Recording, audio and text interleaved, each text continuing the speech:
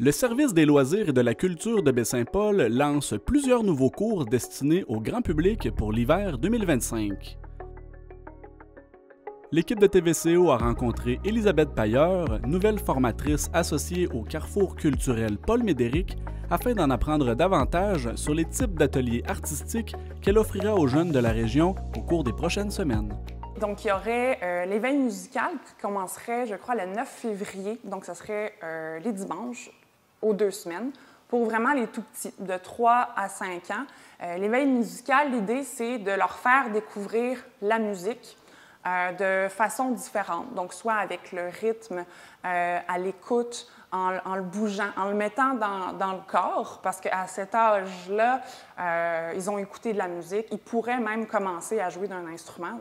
Souvent, on va recommander que les jeunes enfants débutent un instrument de musique parce que c'est plus facile.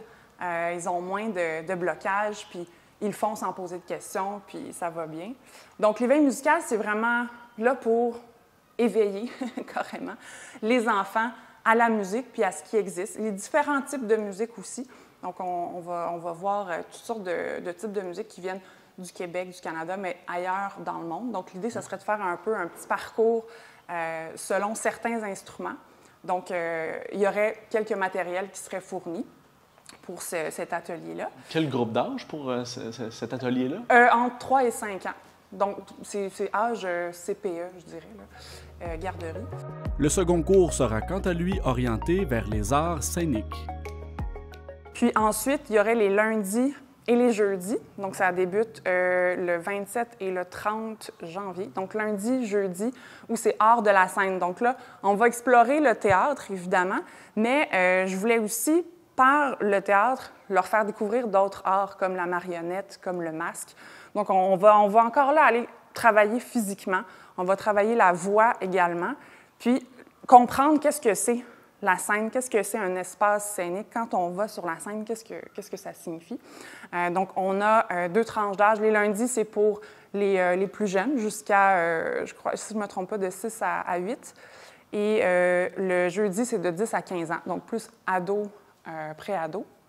Puis l'idée, c'est ça, c'est de leur faire découvrir. C'est une initiation. Peut-être qu'il y en a là-dedans qui vont avoir fait de l'improvisation, qui vont avoir fait un peu de théâtre, mais l'idée, c'est vraiment de leur donner le goût de faire ça, puis d'en faire par la suite.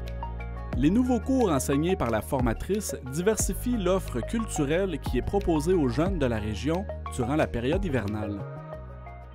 À ma connaissance, pour les jeunes, vraiment, là, tu sais, puis de dire, bon, bien, c'est une initiation, puis ça serait la première fois.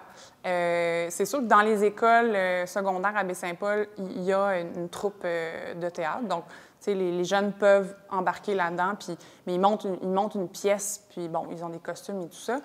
Donc, l'idée, finalement, c'est de leur laisser la liberté d'essayer des choses, puis de travailler avec eux. Tu sais, moi, je vois ça un peu... il va y avoir beaucoup d'improvisation, nécessairement, mais je vois aussi travailler avec des textes qu'eux ont lus ou qu'eux, ça les interpelle, de faire des mini-scènes, puis de travailler avec eux l'interprétation, mais aussi le personnage, parce que comment on crée un personnage, bien, il y a plusieurs façons de le faire. Donc, comme je disais tout à l'heure, on va travailler le corps, le mouvement, la voix aussi, qui est très importante au théâtre, parce que normalement, on n'a pas de micro. Là, maintenant, dans certaines salles, on va rajouter des micros pour l'amplification, mais normalement, là, au théâtre, on y va vraiment avec la voix. Donc, comment porter sa voix, comment entendre l'acteur qui est sur la scène quand on est au bout de la salle. Donc, c'est toutes des petites choses auxquelles on ne pense pas nécessairement quand on regarde un spectacle, c'est acquis.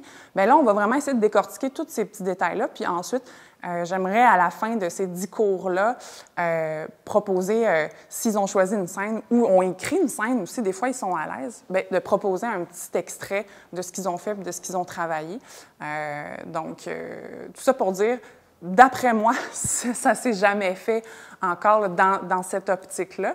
Puis l'idée, ça serait que dans les années qui suivent, bien là, de développer une clientèle, que les jeunes, donc en bas de 10 ans, puis les ados, aient cet intérêt-là, puis qu'il y ait comme une demande, finalement, pour qu'on puisse travailler là-dessus, là, à l'extérieur de ce qui se fait dans les écoles déjà. Elisabeth Pailleur possède une longue feuille de route dans le domaine artistique. Très tôt, j'ai fait de la musique. Mes deux parents étaient musiciens, donc ça aide. Donc j'ai commencé avec le violon étant très jeune, puis ensuite j'ai poursuivi avec le piano. Et puis j'ai poursuivi après, donc j'ai suivi des cours, puis ensuite j'ai poursuivi par moi-même. Parce que de faire des concerts de musique classique, ça me demandait beaucoup d'énergie, puis ça me rendait très, très nerveuse. Donc, j'ai arrêté du jour au lendemain. Puis par la suite, j'ai vraiment continué par moi-même pour le plaisir. Donc, c'est là où j'ai redécouvert le piano, mon instrument. Donc ça, c'était à l'école primaire, à l'école secondaire? Plus primaire, je dirais. OK. Donc, jusqu'à la 5e, 6e année du primaire. Ensuite, j'ai arrêté. Puis j'ai recontinué là, 5 ans plus tard par moi-même. Puis entre-temps, j'ai découvert le théâtre. Puis là, vraiment, j'étais un poisson dans l'eau. Donc, j'aimais jouer un personnage, être dans des décors différents, puis vraiment faire aller mon imagination, finalement. Donc, j'ai fait ça tout le secondaire en parascolaire. Puis au cégep, là, je suis vraiment... j'ai étudié en théâtre et médias. Donc, on touchait un peu la caméra, on touchait le jeu sur scène. Et ensuite, je suis retournée à Montréal parce qu'à ce moment-là, j'étais à Trois-Rivières. Oui. Donc, je suis retournée à Montréal et j'ai pris des cours autodidactes. Donc, okay. J'étais partie pour être autodidacte, là, si je peux dire. Puis, 3 années plus tard, donc en 2010, j'ai refait des auditions dans les écoles professionnelles. Puis, j'ai choisi le Conservatoire d'art dramatique de Montréal, où là, vraiment, c'est 3 ans intensifs sur le jeu, la diction, la voix, le mouvement, le chant également. Donc, j'ai encore plus poussé mon instrument, qui est la voix. Puis, j'ai toujours eu un peu cette passion-là de transmettre, finalement, aux autres cette passion-là que j'ai, la musique, mais aussi le théâtre. Puis j'ai toujours un peu voulu ramener ça en région, parce que j'ai étudié 2 ans à Trois-Rivières, puis je trouvais ça dommage qu'on puisse pas de là jouer, faire du théâtre. Il fallait absolument aller dans les grands centres, comme à Québec ou à Montréal. Donc, ça a toujours été important pour moi de dire, bien, comment ramener ça, comment redonner ça finalement aux plus jeunes dans les régions. Puis c'est un peu ça que j'essaie de faire en étant dans Charlevoix. J'aimerais beaucoup pouvoir transmettre ça, puis passer la balle, comme on dit. Oui. Passer cette passion-là, carrément, là, à des plus jeunes. La formatrice estime que les ateliers d'art et de musique peuvent être bénéfiques pour certains jeunes. Juste au niveau de la concentration, je pense, moi, je suis quelqu'un qui était très lunatique quand j'étais petite. Je partais souvent ailleurs au primaire. Et la musique ou bien le théâtre, bien, ça te permet vraiment de te concentrer sur une chose. Puis, dépendamment de ce que tu fais, ça va t'apporter d'autres choses. Ça va aussi ouvrir certaines... tu mentionnais les mathématiques. Bien, les mathématiques et la musique sont étroitement liées. Okay. Juste pour être capable de lire une partition, de comprendre les notes, juste le solfège, finalement.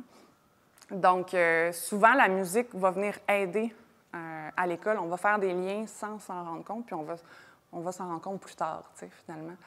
Est-ce qu'au-delà de ça ne contribue pas aussi au développement de la personnalité, sortir de sa gêne chez l'enfant et l'adolescent? Absolument. On sait que le secondaire est une partie pas évidente pour tout le monde. Donc, pour certains jeunes qui seraient peut-être plus introvertis, même pour les extravertis, des fois, ça va leur permettre de canaliser leur énergie. Donc, oui, absolument. Je peux pas dire que c'est thérapeutique, mais sans le vouloir, ça l'est un peu. T'sais. Donc, ça donne des outils pour vraiment bien se sentir avec soi-même puis être capable ensuite de jouer un personnage, parce que c'est ça un peu le théâtre. Donc, on rappelle, ces cours d'art dramatique-là, de l'art de la scène, ça s'adresse à quel groupe d'âge? Donc, les lundis, c'est de 5 ans à 8 ans et les jeudis, de 10 ans à 15 ans. Les intéressés peuvent contacter Mme Pailleur par courriel. D'autres cours seront également offerts par le Service des loisirs et de la culture au cours des prochains mois. Dorette Magui, originaire du Cameroun, proposera des séances de danse africaine les mardis soirs. Martine Baudry revient en force avec ses cours de danse country les mercredis soirs au gymnase de l'école Sir Rodolphe Forget de Baie-Saint-Paul. Ludovic Gervais organisera quant à lui des ateliers de peinture et de création au Carrefour culturel Paul Médéric. Pour en apprendre davantage sur ces cours et pour connaître les modalités d'inscription, il est possible de contacter le Carrefour culturel Paul Médéric ou de visiter la page Facebook de l'établissement.